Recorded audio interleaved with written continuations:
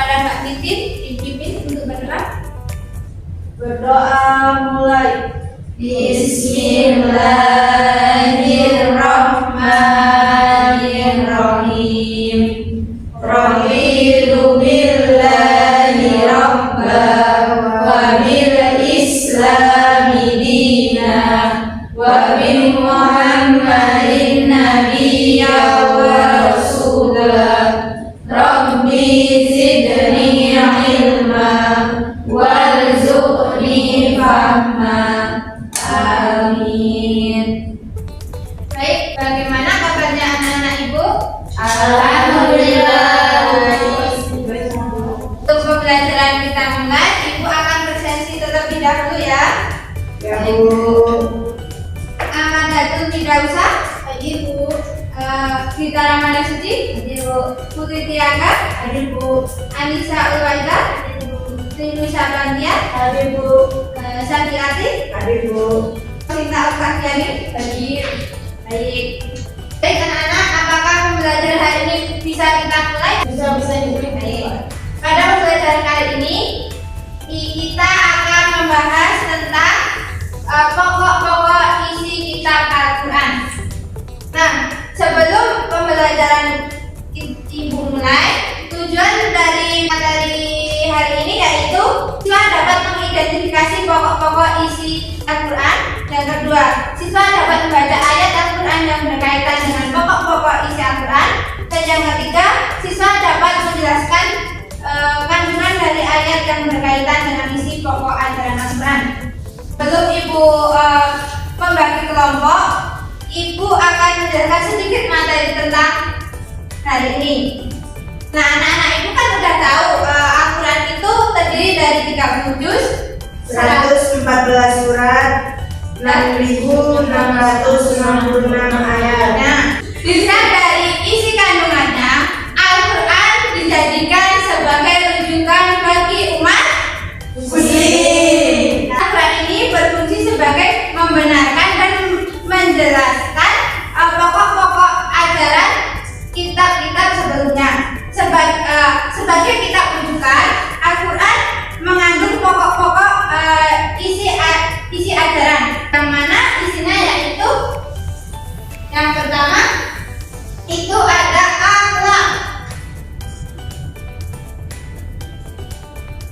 akhlak, yang kedua ibadah, dan yang ketiga yaitu akidah,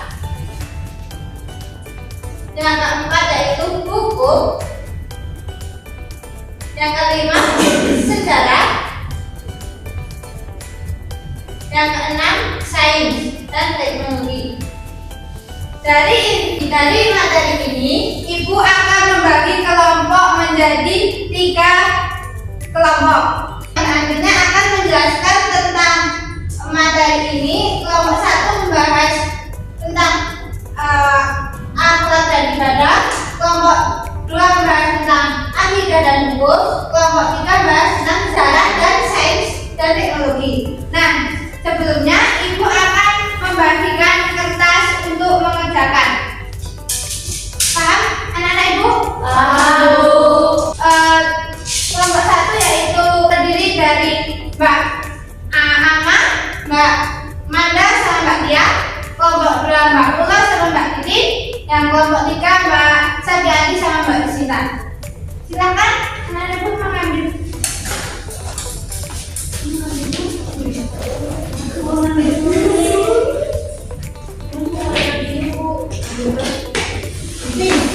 Aku ini kuning. I like yellow. Ini kertasnya jadi kalau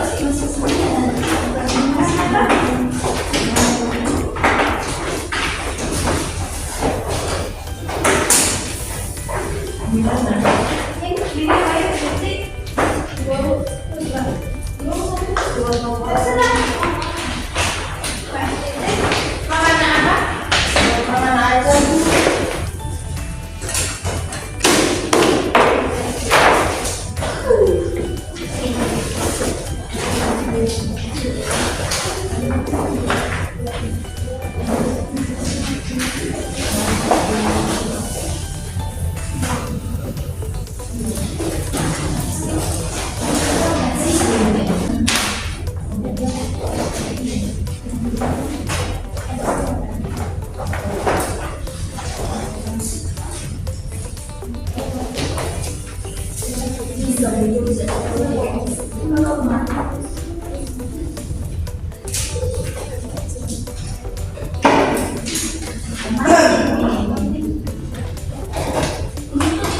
ada yang ditanyakan anak-anak ibu? Bu mau tanya Bu. Ya.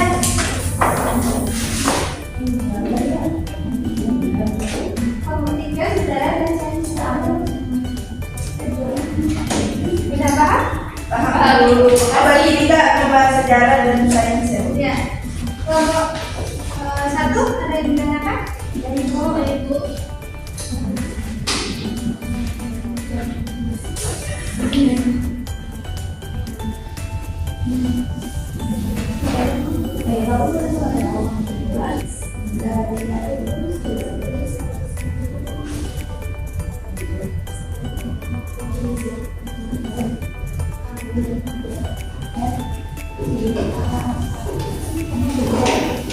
Sudah selesai belum anak ibu? Sudah bu. Belum Bu, belum.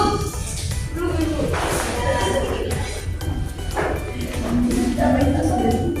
Ibu tunggu 5 menit lagi kita Udah Bu. Udah Bu. Kalau udah, sekarang ditempelkan di sini kelompok 1, kelompok 2, kelompok 3. Ya Bu sebentar ya.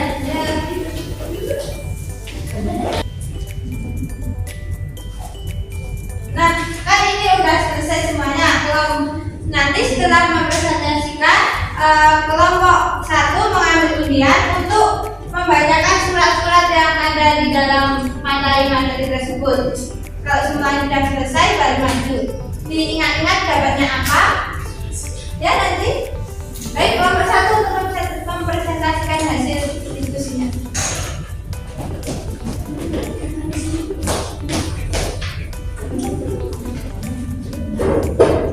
Baik, di sini kita akan mempresentasikan kelompok kami. Kami membahas mengenai akhlak dan ibadah. Nah, akhlak itu artinya perangai, tingkah laku atau budi pekerti. Akhlak ini dibahas di Al-Quran, di surat Al-Qalam, di surat Al-Qalam ayat 4 dan surat Al-Ahzab ayat 21. Kemudian ada ibadah. Nah, ibadah memiliki arti yaitu menyembah atau mengabdi kepada Allah. Ayat yang menjelaskan tentang ibadah ada di Quran surah Az-Zariyat ayat 56 dan Quran surah Al-Fatihah ayat 5. Sekian. Assalamualaikum warahmatullahi wabarakatuh. Waalaikumsalam warahmatullahi wabarakatuh.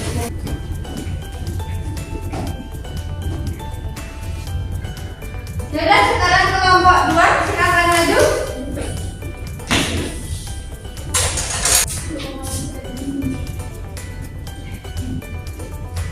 Oke, kami dari kelompok 2 ingin mempresentasikan hasil resume kami. Yang pertama ya. Yang pertama itu pengertian akidah. Akidah berarti kepercayaan atau keyakinan. Akidah adalah keyakinan berdasarkan ajaran Islam yang bersumber dari Al-Quran dan hadis. Dan inti ajaran akidah adalah masalah tauhid, yaitu keyakinan bahwa Allah Maha Esa. Pokok-pokok ajaran akidah yang terkandung di dalam surah Al-Ikhlas ayat 1 sampai 4. Terus yang kedua itu hukum. Hukum sebagai salah satu isi pokok ajaran Al-Quran yang berisi kaidah-kaidah dan ketentuan dasar yang menyeluruh bagi umat manusia. Tujuannya adalah untuk memberikan pedoman kepada umat manusia agar kehidupannya menjadi adil, tentram, teratur, sejahtera, bahagia, dan selamat di dunia maupun di akhirat. Sumber hukum ajaran Islam ini terdapat di beberapa ayat Al-Quran, yaitu terdapat di Quran surah An-Nisa ayat 105 dan Quran surah Al-Maidah ayat 90 dan masih banyak lagi. Sekian dari kelompok 2, terima kasih. Baik, terima kasih kepada Mbak Titin dan Mbak Ura. Silakan ambil undian untuk mempresentasikan. Beri tepuk tangan untuk kelompok 2. Kita dipresentasikan hasil diskusi dari kelompok 3. Baik, Bu.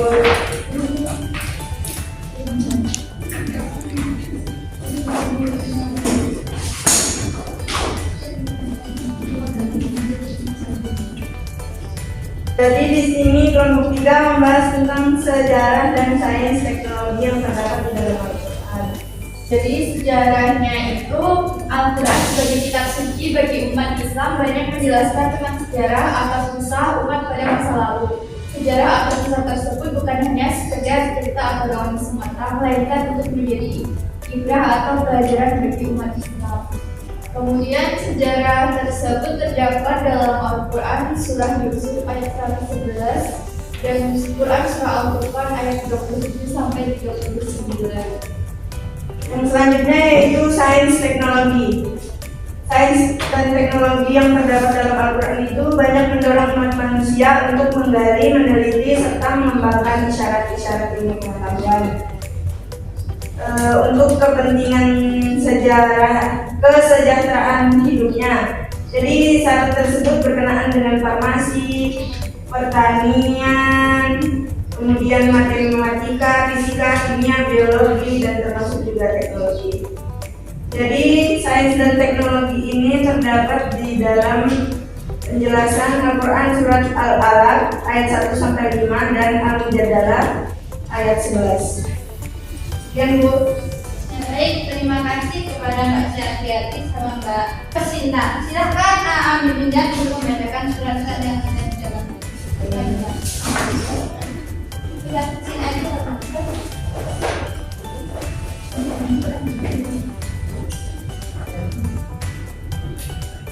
Beri tepuk tangan untuk kelompok 3. Nah, kan kalian tadi udah ambil undian. Sekarang maju untuk mendapatkan nilai dalam membaca Al-Quran dan juga dari kelompok 1 terlebih dahulu. Siapa dulu ini Pak? Kita ya? Iya. Saya dulu kita dapat dari tadi tidak dapat dalam surat Al-Alaq. Silakan membaca surat. Bismillahirrahmanirrahim. Iqra bismi rabbikal ladzi khalaq. Khalaqal insana min 'alaq. Iqra wa rabbukal akram. Alladzi 'allama bil qalam. 'Allamal insana ma lam ya'lam. Shadaqallahul 'azim. Terima kasih. Selanjutnya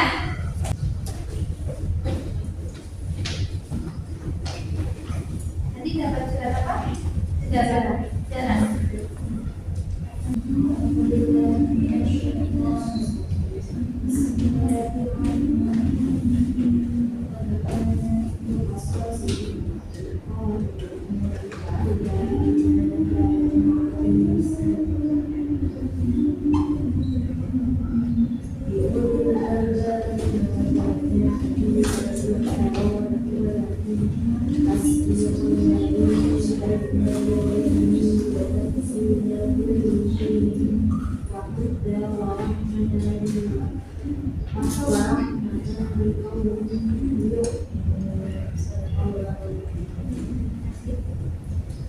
Sekarang Mbak Amanda itu ya dari kelompok 1 tadi. Ya, Bu.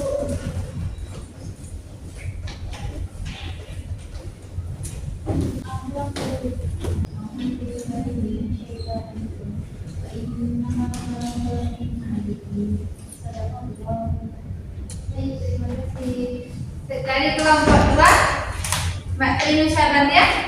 Ya, Bu. Nanti dapat dari sejarah. Baik. Sekarang katakan. A'udzu billahi minasyaitonir rajim. Bismillahirrahmanirrahim. Laqad kana fi qasasihim 'ibratun liulil albab. Liulil albab ma kana hadithan yuftara ولكن تصديق الذي بين يديه وتفصيل كل شيء وهدى ورحمة لقوم يؤمنون. Terima kasih. Mbak Anissa Ulaida.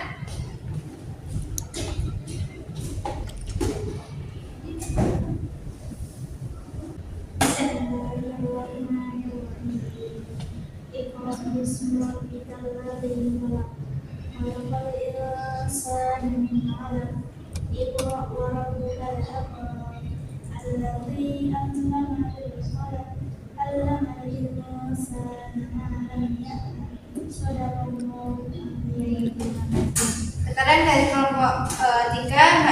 Sukarti.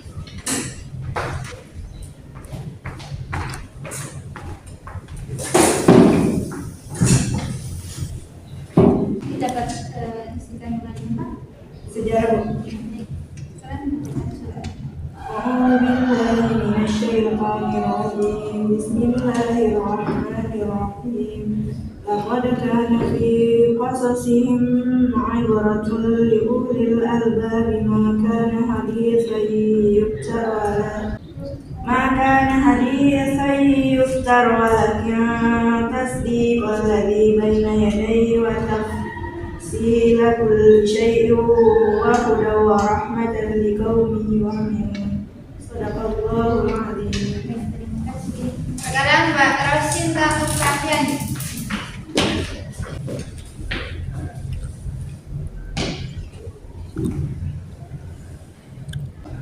Bismillahirrahmanirrahim. Laqad kana fi Rasulillahi uswatun hasanatun liman kana yarjullaha wal yawmal akhir wa dzakara katsiran.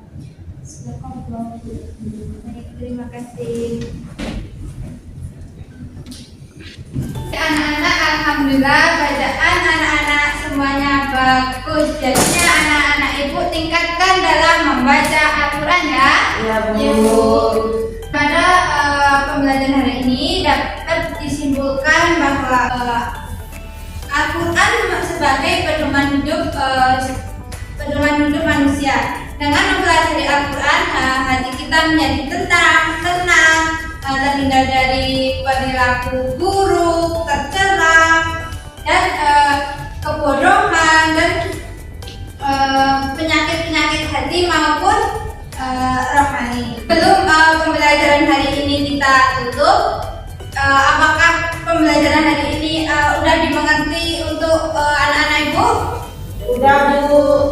Nah, kalau sudah, ibu ingin menunjuk dari salah satu anak-anak ibu untuk mereview pembelajaran hari ini kepada Mbak Ama untuk mereview. Ya, Bu. Oke. Jadi tadi Ibu menjelaskan tentang pokok-pokok isi Al-Quran. Dan sini ada 6, yaitu ada akidah, akhlak, ibadah, hukum, sejarah, dan sains dan teknologi. Nah, akidah ini tuh berarti kepercayaan atau keyakinan.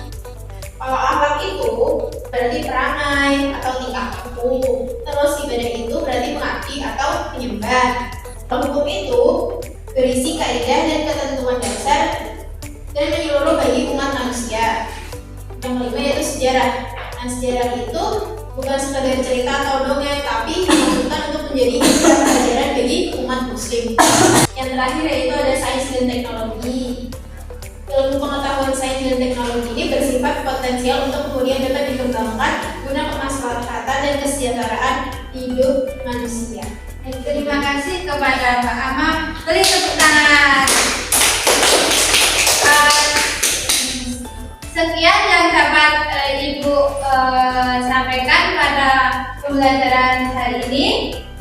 Kita tutup pembelajaran hari ini dengan mengucap hamdalah bersama. Alhamdulillahirabbil alamin.